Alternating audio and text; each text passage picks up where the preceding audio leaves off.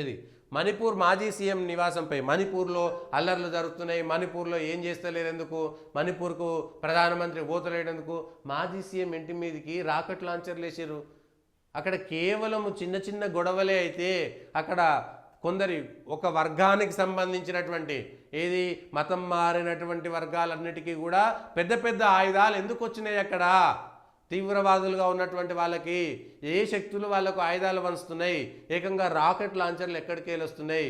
మణిపూర్లో జరుగుతున్నది ఏంటి, మణిపూర్లో జరుగుతున్నది విదేశీ భావజాలం ఉండి మతం మారినటువంటి కుటుంబాలన్నీ కూడా ఈ దేశం యొక్క ధర్మాన్ని పాటిస్తున్నటువంటి వాళ్ళ మీద దాడులు చేస్తున్నటువంటి సంఘటన. మణిపూర్కు సంబంధించినటువంటి చరిత్ర తెలిసిన వాళ్ళు ఎవరైనా సరే దానికి సంబంధించి కొంతనైనా అవగాహనలోకి వచ్చేస్తుంది.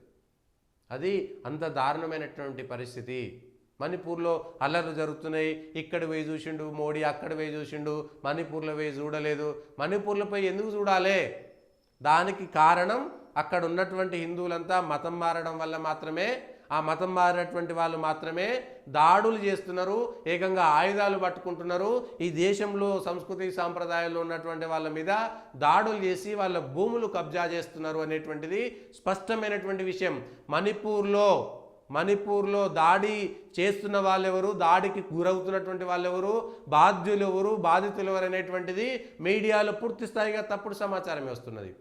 మణిపూర్లో జరుగుతున్నటువంటి అల్లర్ల వెనక విదేశీ శక్తుల ముఠా ఉన్నది.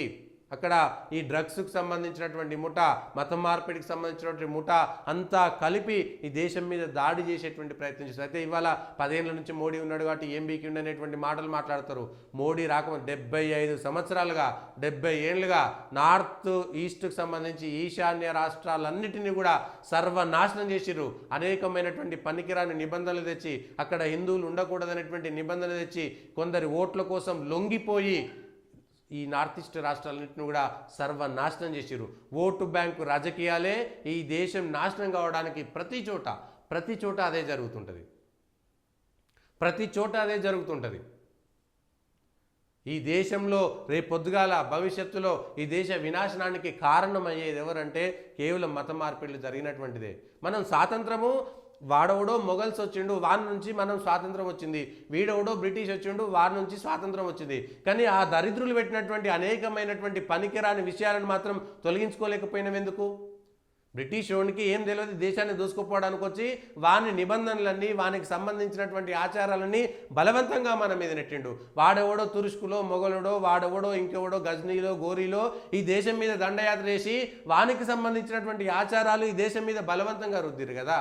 మరి స్వాతంత్రం అంటే ఆ ఆచారాలను కూడా తీసేస్తేనే కదా మనకు నిజమైనటువంటి స్వాతంత్రం అనేటువంటిది. మరి నిజమైనటువంటి స్వాతంత్రం ఈ దేశం మీద ఉన్నదా? లేదు. ఇది అంబేద్కర్ కూడా చెప్పారు, నేను చెప్పింది కాదు. అంబేద్కర్ గారు కూడా చెప్పింది ఇదే మాట ఆయన స్పష్టంగా చెప్పిండు.